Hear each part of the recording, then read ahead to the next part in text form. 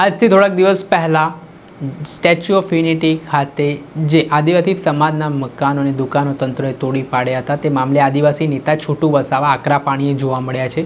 તેમણે તો ત્યાં સુધીની ચીમકી ઉચ્ચારી દીધી છે કે વડાપ્રધાન નરેન્દ્ર મોદી જે સોમવારના રોજ દાહોદ આવવાના છે ત્યારે ભારતીય સંવિધાન સેના વડાપ્રધાન નરેન્દ્ર મોદીના કાર્યક્રમમાં વિરોધ નોંધાવશે।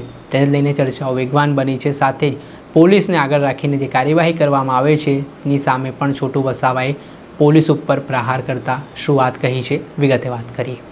વૈષ્ણવજન તો તેને કહીએ જે પીડ પરાઈ જાનાને રે।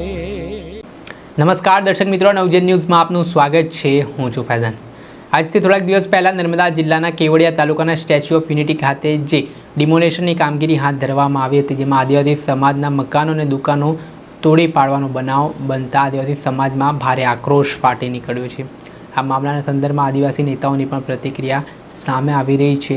હવે વડાપ્રધાન નરેન્દ્ર મોદી આગામી સોમવારના દિવસે ગુજરાતના પ્રવાસે છે તે દાહોદ ખાતે જવાના છે। તેમનો કાર્યક્રમ છે તે પહેલાં જ આદિવાસી નેતા છોટુ વસાવા દ્વારા ચીમકી ઉચ્ચારવામાં આવી છે, જેમાં જે ડિમોલેશન કરવામાં આવ્યું છે, મકાનો તોડી પાડવામાં આવ્યા છે, તેના વિરોધમાં વડાપ્રધાન નરેન્દ્ર મોદીના કાર્યક્રમમાં તેઓ ભારતીય સંવિધાન સેના દ્વારા વિરોધ નોંધાવવામાં આવશે તેવી ચીમકી હાલ તેઓ ઉચ્ચારી રહ્યા છે। સાથે જ તેમણે સરકાર ઉપર પ્રહાર કરતાં કહ્યું કે પોલીસને આગળ કરીને જે કામગીરી સરકાર કરી રહી છે, આદિવાસી સમાજ મૂળ આ દેશનો માલિક છે છતાં પણ તેને જે વિસ્થાપિત કરવામાં આવી રહ્યું છે તેની સામે છોટુ વસાવાએ પોતાનો આક્રોશ વ્યક્ત કર્યો છે અને શું નિવેદન આપ્યું છે તે સાંભળી લો। તારીખે વડાપ્રધાન દાહોદની અંદર આવી રહ્યા છે તો ભારત આદિવાસી સંવિધાનિક સેના દ્વારા અમે એનો સખત વિરોધ કરવાના છે અને કરતા રહીશું। જ્યાં જ્યાં આદિવાસી એરિયાની અંદર આવા જે પ્રોગ્રામો ગોઠવીને ચૂંટણી અંકે કરવા માટે અમારા લોકોને દબાવી દેવાના જે ષડયંત્ર જે ચાલી રહ્યા છે એના માટે અમે લડત આપવાના છે, આપી રહ્યા છે ને એનો સખત વિરોધ બી કરવાના છે। કારણ કે અહીંની જે પોલીસ છે એ તો બંધવા મજૂર જ છે, એ મારફતે જ એ લોકો આ બધાને દબાવીને આ ચૂંટણી જીતવા માંગે છે। એ સ્પષ્ટ બાબત છે, કેમ કે પોલીસ કશું પણ આ પ્રજાના તરફેણમાં કરવાના એ બંધવા મજૂર બની ગયા છે। જ્યાં બધા મોટા મોટા રાજ્યપાલો રાષ્ટ્રપતિને બંધવા મજૂર બનાવી દીધા, તો આ કોણ છે મારે એમ કેવું છે, એની પોલીસ છે ને, એ તો એ લોકો કહેશે તે પ્રમાણે કરે છે ને, જે કરી રહ્યા છે અત્યારે। તો આવી જે બાબતો છે એનો અમે સખત વિરોધ કરશું અને અમારા સમાજને બચાવવાની પૂરી કોશિશ કરશું। ભારતના વડાપ્રધાન શ્રી દાહોદની મુલાકાતે 26 તારીખે આવી રહ્યા છે, ત્યારે મારે કહેવું છે કે ભારતની અંદર આદિવાસી એરિયા જ્યાં જ્યાં છે, બધા ખનિજ ધારણ કરતા જે એરિયા છે એ એરિયા પડાવી લેવાનું કામ કરવા માટે આજે સ્થાનિક જે ચૂંટણીઓ છે સંસ્થાની, જે તાલુકા પંચાયત, જિલ્લા પંચાયત, એ બધી અંકે કરવા માટે આજે પાકિસ્તાન સાથે જે કંઈક થયું છે અત્યારે એ તો આખા દેશને દુનિયાને ખબર છે કેવી રીતના થયું છે। તો એના બાના હેઠળ આદિવાસી વિસ્તારમાં ફરીથી ભાજપ જીતે એવા પ્રયાસો કરવા માટે આવી રહ્યા છે। દેશની અંદર 32-33 રાજ્યોના જે વડાપ્રધાન છે એને ગુજરાતમાં શા માટે વારંવાર આવવું પડે છે મારે?